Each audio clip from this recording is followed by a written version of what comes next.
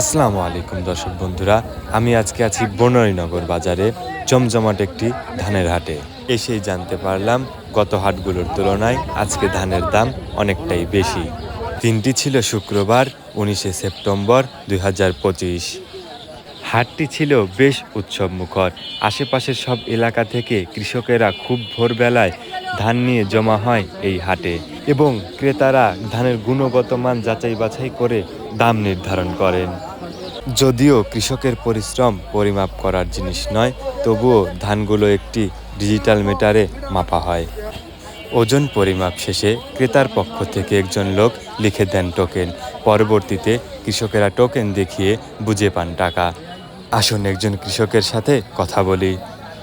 আজকে দান কম আর বাজারে একটু চড়া 1300 1350 টাকা উপর আর নিম্ন দান হলো 1050 1100 এরম যাচ্ছে। আর সর্বোচ্চ সর্বোচ্চ হলো 1250 1350 টাকা।